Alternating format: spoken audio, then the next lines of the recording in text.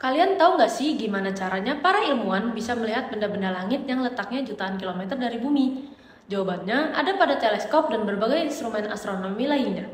Teleskop bukan cuma alat buat melihat bintang, tapi juga jendela yang membuka rahasia alam semesta.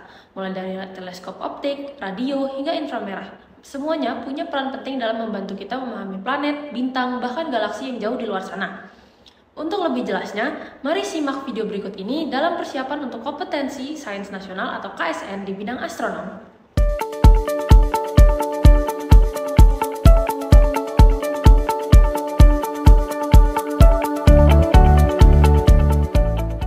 Assalamualaikum warahmatullahi wabarakatuh. Tabi pun, perkenalkan nama saya Marsha Natali Azhara Witono dari SMA Negeri 2 Bandar Lampung. Bagaimana nih kabar teman-teman semua? Semoga kita selalu diberi kesehatan dan keberuntungan dari Tuhan Yang Maha Esa. Di materi teleskop dan instrumen lain ini, terdapat beberapa subbab, yaitu yang pertama teleskop optik, yang kedua rentang panjang gelombang lain, dan yang ketiga atau yang terakhir pengamatan di luar gelombang elektromagnetik. Sebelum itu, mari kita mulai pembelajaran hari ini dengan berdoa terlebih dahulu.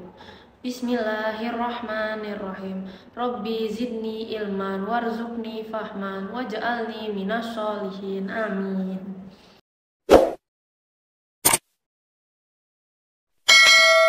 Eksposur dan efisiensi kuantum merupakan plat fotografi atau detektor fotoelektrik mampu mengumpulkan cahaya berjam-jam, sedangkan mata umumnya hanya bisa mengumpulkan cahaya selama sekitar 1/20 detik saja. Eksposur lama meningkatkan magnitudo limit teleskop. Mata atau plat fotografi memiliki efisiensi kuantum sekitar 1% saja. Artinya, hanya 1% cahaya dari seluruh foton datang saja yang bisa dideteksi. Detektor modern seperti CCD memiliki efisiensi kuantum mendekati 100%. Spektrograf. Spektrograf adalah alat yang digunakan untuk melihat spektrum cahaya, menguraikan cahaya polikromatik ke komponen-komponen monokromatiknya. Contoh spektrograf paling sederhana yakni prisma. Jenis lain yakni Kisi diffraksi yang biasanya dikarakterisasi dengan konstantasi Kisi 1/D dengan perbedaan panjang lintasan cahaya antara dua kisi atau garis yang bersebelahan. D kali dalam kurung sinus theta I ditambah sinus theta M sama dengan N lambda, dengan N sama dengan plus minus 1, plus minus 2, dan seterusnya. Geometrinya bisa dilihat pada gambar A.2 berikut. Gambar A.2 merupakan ilustrasi Kisi diffraksi. Panah hitam menunjukkan sinar datang, sedangkan panah biru menunjukkan sinar pantul. Garis merah menggambarkan perbedaan lintasan yang ditempuh cahaya dari dua kisi yang saling bersebelahan. Abrasi kromatis. Karena indeks refraksi suatu lensa bergantung pada panjang gelombang, cahaya dengan panjang gelombang berbeda akan difokuskan pada titik yang berbeda, sehingga bayangan tidak terbentuk secara tajam pada satu bidang fokus. Hal ini tidak terjadi pada teleskop reflektor. Abrasi sferis. Meskipun bebas dari abrasi kromatis, teleskop reflektor seringkali mengalami abrasi sferis, yaitu cahaya dari tepi bukaan tidak dibelokkan ke titik fokus yang tepat. Masalah ini biasanya diatasi dengan membuat cermin dengan kelengkungan parabola, bukan lingkaran. Seeing atmosfer. Resolusi teleskop-teleskop besar di permukaan bumi dibatasi oleh seeing atmosfer. Turbulensi udara membuat indeks refraksi udara menjadi bergantung terhadap waktu, menyebabkan citra sumber titik bergoyang-goyang, bergabung membentuk bentangan. Masalah ini lazimnya diatasi dengan memasang sistem instrumen yang dinamakan adaptive optic. Adaptive optic mengoreksi perubahan indeks bias udara ini. Cara lain tentu saja dengan melakukan pengamatan di lokasi yang amat tinggi, bahkan jika perlu keluar atmosfer bumi. Rentang panjang gelombang lain teleskop radio. Radio adalah salah satu pita gelombang elektromagnetik yang banyak diteruskan oleh atmosfer. Maka, teleskop radio adalah instrumen pengamatan yang ideal untuk dibuat landas bumi. Karena rentang panjang gelombang radio yang diamati umumnya berada dalam rentang cm hingga meter. Maka antena parabola bisa dibuat dari garis-garis logam sederhana sehingga diameter piringan bisa besar sekali, hingga mencapai 100 meter.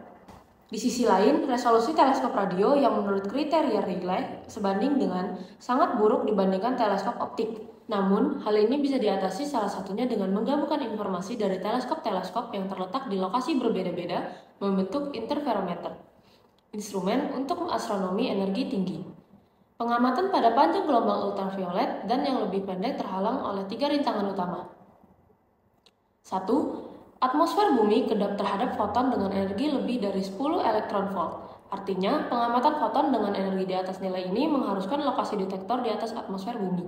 Terobosan utama dalam astronomi, sinar X dan sinar gamma adalah diluncurkannya teleskop angkasa pertama, yaitu SHS-2 pada tahun 1972. 2. Optika geometri tidak bisa diterapkan untuk foton pada rentang energi sinar X dengan energi yang jauh lebih kecil dari 100 kV, yaitu sekitar 0,1 kV dan lebih dari itu. 3. Fluks foton turun secara tajam sebagai fungsi energi. Makin tinggi energi, makin rendah fluks foton yang datang. Pemantulan sudut kecil terhadap bidang pemantul masih mungkin dilakukan oleh sinar X. Oleh karena itu, pengamatan sinar X menggunakan teleskop tipe khusus yang membuat cahaya hanya menyerempet cermin teleskop saja. Pengamatan di luar gelombang elektromagnetik. Secara prinsip, seluruh tipe partikel yang stabil, tidak cepat meluruh, bisa digunakan untuk mengumpulkan informasi mengenai alam semesta. Sebagai tambahan, selain foton, sumber informasi yang bisa diamati adalah partikel elementer bermuatan dan inti yang stabil. Partikel bermuatan sinar kosmik. Victor Hess pada tahun 1912 menemukan di atas sebuah balon udara bahwa radiasi ion meningkat dengan ketinggian. Ia melakukan pengamatan pula ketika gerhana matahari, tetapi tidak mendapati adanya penurunan. Maka Hess menyimpulkan bahwa matahari tidak bisa dianggap sebagai sumbernya. Belakangan, kajian terhadap defleksi dalam medan magnet menunjukkan bahwa sinar kosmik didominasi oleh proton. Spektrum sinar kosmik mengindikasikan pembentukan mereka bukan berasal dari proses termal.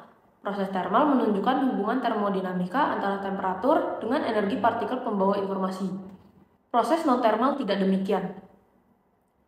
Neutrino. Keuntungan neutrino dibandingkan foton adalah karena neutrino tidak mudah berinteraksi. Ia seperti partikel hantu yang menembus begitu saja apapun yang dilaluinya.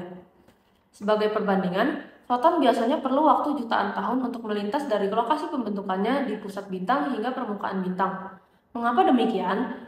Karena foton berinteraksi dengan berbagai partikel di dalam bintang terlebih dahulu. Bayangkan kita berada di tengah ruang pesta lalu ingin pulang. Sebelum berhasil keluar, lazimnya kita menyapa setiap tamu yang kita kenal, berbelok ke sana kemari sehingga perlu waktu lama untuk akhirnya membebaskan diri dari kerumunan. Neutrino tidak seperti foton atau kita yang terjebak dalam pesta. Usai diproduksi di pusat bintang, neutrino bisa menembus keluar begitu saja tanpa berinteraksi dengan apapun yang menghadangnya. Gelombang gravitasi. Mirip dengan persamaan Maxwell yang memprediksi gelombang elektromagnetik, relativitas umum Einstein memprediksi keberadaan gelombang gravitasi sebagai distorsi ruang waktu. Einstein menggambarkan gravitasi sebagai kelengkungan ruang waktu. Saat ada massa menempati ruang waktu, maka ruang waktu di situ akan melengkung sesuai dengan besar massa di sana. Jika massa ini bergerak dengan percepatan, maka akan terbentuk riak gelombang kelengkungan ruang waktu. Riak gelombang inilah yang dinamakan gelombang gravitasi. Walau begitu, gelombang gravitasi sangat lemah, sehingga perlu detektor yang sangat sensitif untuk mendeteksinya. Salah satu kemenangan yang berhasil diraih yakni dideteksinya gelombang gravitasi untuk pertama kali oleh LIGO pada tahun 2015 lalu. Oke, sekarang mari kita berlatih soal.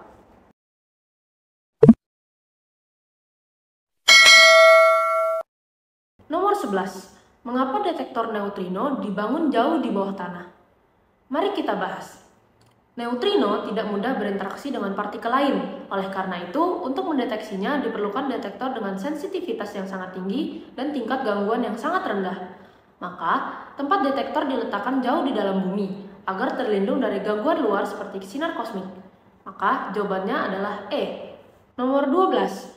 Berapa jari-jari kelengkungan cermin yang membentuk citra 6,2 cm di belakang cermin dari sebuah objek yang terletak pada 26 cm di depan cermin? Mari kita bahas. Diketahui, jarak benda adalah 26 cm dan jarak bayangan adalah 6,2 cm. Gunakan rumus cermin tembung atau cekung, yaitu 1/f sama dengan 1/s ditambah 1/s aksen. Masukkan nilai 1/26 dikurangi 1/6,2 sama dengan negatif 0,12, sehingga fokus F sama dengan negatif 8,14 cm. Karena jari-jari kelengkungan cermin adalah 2 kali fokus, maka nilainya adalah negatif 16,2 cm. Jawabannya adalah E. Number 13. In astronomy, compared to eyepiece, objective lens has blank blank blank. Let's discuss. To produce good magnifying power, an astronomical telescope use much larger objective lens than the eyepiece. So, the answer is C. Nomor 14. Kerapatan atmosfer meningkat makin dekat ke permukaan bumi. Berdasarkan fakta ini dan konsep dalam optika geometri, maka kita titik-titik. Mari kita bahas. Dengan atmosfer yang kian rapat ke permukaan bumi, cahaya dari bintang akan dibiaskan mendekati garis normal. Akibatnya, pengamat di permukaan bumi akan melihat bintang tampak lebih tinggi daripada yang seharusnya. Bintang yang seharusnya sudah terbenam akan sedikit naik sehingga tampak belum terbenam. Jadi, jawabannya adalah C. Nomor 15. Sebuah bintang dengan magnitudo 8 diamati menggunakan teleskop. Berapa magnitudo bintang yang setara dengan magnitudo bintang tersebut ketika dilihat menggunakan teleskop dengan diameter 1 meter? Anggap diameter pupil mata 10 mm. Mari kita bahas. Magnitudo yang dilihat mata melalui teleskop dihitung dengan rumus magnitudo mata sama dengan 8 dikurangi 5 dikali logaritma diameter teleskop dibagi diameter mata. Hasilnya sama dengan negatif 2. Jadi jawabannya adalah B. Nomor 16. Pada soal nomor 15, berapa magnitudo yang dilihat mata melalui teleskop jika 30% cahaya hilang terdisipasi selama proses transmisi? Mari kita bahas. Jika 30% cahaya hilang, maka magnitudo mata sama dengan 8 dikurangi 2,5 dikali logaritma dari 30% dikali kuadrat diameter teleskop dibagi kuadrat diameter mata. Hasil akhirnya adalah negatif 0,69. Jadi jawabannya adalah B. Nomor 17. Secara praktis, gelombang gravitasi mungkin diamati ketika ada fenomena berikut, kecuali titik-titik. Mari kita bahas. Gelombang gravitasi akan teramati jika ada riak ruang waktu yang disebabkan oleh perubahan medan gravitasi. Proses-proses yang bisa menyebabkannya antara lain supernova, merger bintang neutron, dan merger lubang hitam. Akresi material oleh lubang hitam secara praktis tidak mengakibatkan riak ruang waktu. Jadi jawabannya adalah C. Nomor 18. LIGO adalah interferometer yang dibangun untuk mendeteksi gelombang gravitasi dan memiliki dua lengan saling tegak lurus yang masing-masing panjangnya 4 km. Laser dengan fase yang sama ditembakkan dari titik asal di bagian siku-siku menuju ujung masing-masing lengan. Laser tersebut kemudian dipantulkan menuju titik asal. Jika tidak ada gangguan, laser dari kedua lengan akan melewati panjang lintasan yang sama sehingga terjadi pola interferensi konstruktif. Interferensi destruktif terjadi ketika total lintasan yang dilalui kedua laser berbeda sebesar setengah panjang gelombang. Dalam eksperimen, pola interferensi destruktif terjadi ketika satu lengan memanjang 875 angstrom, sedangkan lengan lainnya memendek dengan nilai yang sama. Maka, panjang gelombang laser yang digunakan adalah titik-titik. Mari kita bahas. Di sini gunakan interferensi orde 1. Rumusnya adalah selisih lintasan sama dengan N dikali lambda dibagi 2, dengan N adalah orde interferensi. Jika lengan satu bertambah delta L dan lengan lain berkurang delta L, maka selisih lintasan adalah 4 kali delta L. Diketahui delta X sama dengan 3500 angstrom. Maka lambda atau panjang gelombang sama dengan 2 dikali 3500 dibagi 1, yaitu 7000 angstrom. Maka jawabannya adalah A.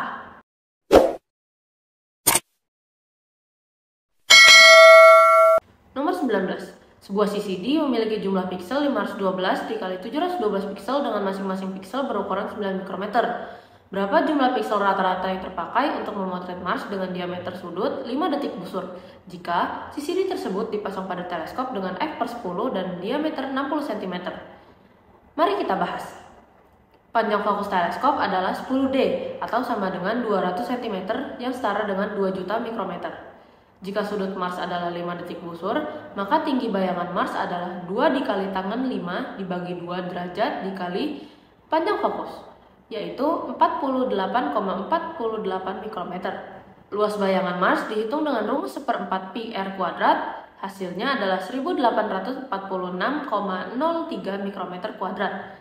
Luas per piksel adalah 9 kali 9, yaitu 81 mikrometer kuadrat. Maka jumlah piksel rata-rata adalah 1846,03 dibagi 81, sama dengan 22,79 atau kira-kira 23 piksel. Jadi jawabannya adalah E.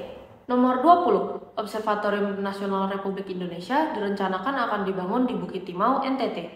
Hasil pemodelan meteorologis menunjukkan nilai seeing di sana sebesar 2 detik busur. Maka, pernyataan yang benar adalah titik-titik-titik.